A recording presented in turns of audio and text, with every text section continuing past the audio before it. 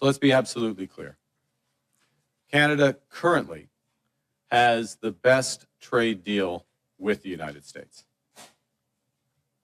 And while it's different from what we had before, it is still better than that of any other country. So as we work to address outstanding trade issues with the United States, it's important, it's vital. We do everything we can to preserve this unique advantage for Canadian workers, Canadian businesses.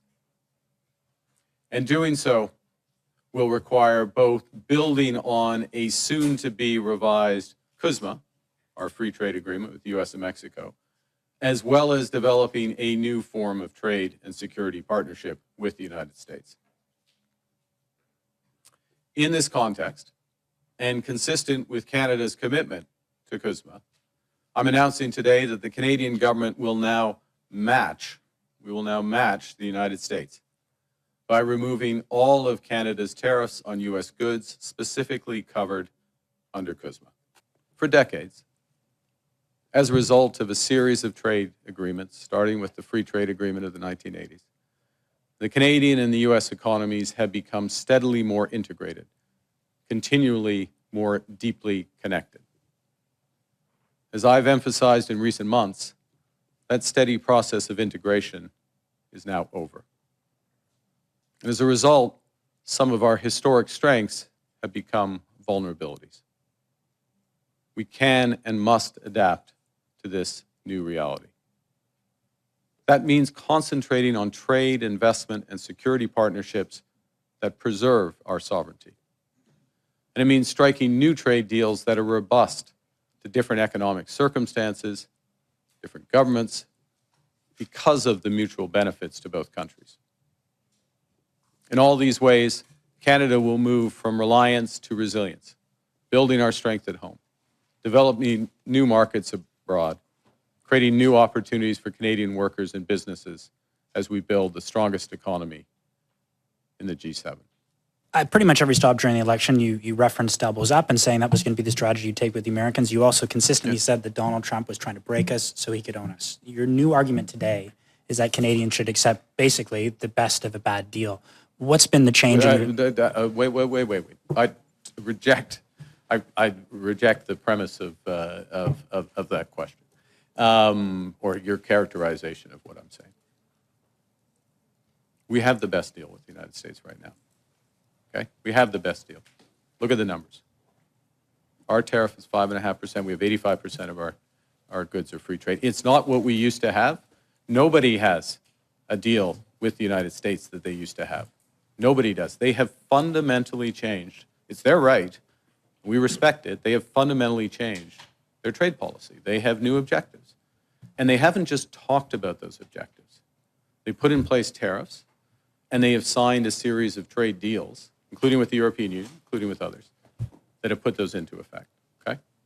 So we're in a position where we have held out, not signed a deal that we don't agree with or that we don't think is in the best interest of Canadians, and focused on, and we will remain focused on those strategic sectors to the best interests of Canada first. Of course, America will focus on the best interests of the U.S.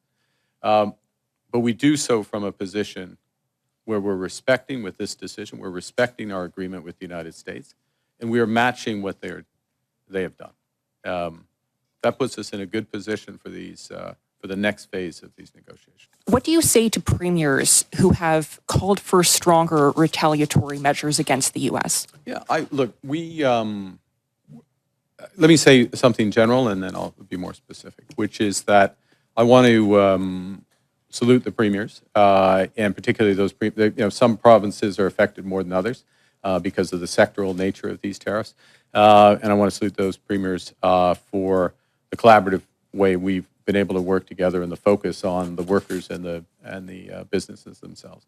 And there's a combination of support for the workers and businesses, such as we provided in the steel sector, liquidity, capital, by Canadian at the federal level, at the provincial level, across, and working in collaboration, for example, in steel, with the province of Ontario.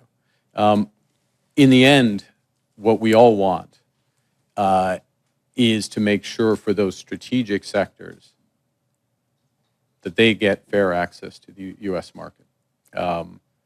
And what we're doing, again, is matching what the U.S. is doing. That's fair. It's fair to match what they've done. And it puts us in a better position to focus in on exactly those sectors, work forward.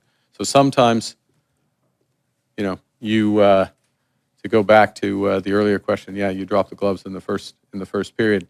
You know, when you're late in the game, dropping the gloves and taking the extra penalty might not be the best thing to do. And that's the situation we're in now. Your critics are going to say that this is an elbows down approach, that you're backing down to Trump. What are you gaining by dropping these tariffs? So the first thing to say is, let's be clear. We have the best deal of anyone in the world right now.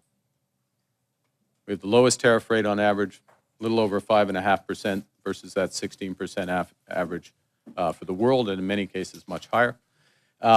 We have that confirmed in an executive order of the president a few weeks ago.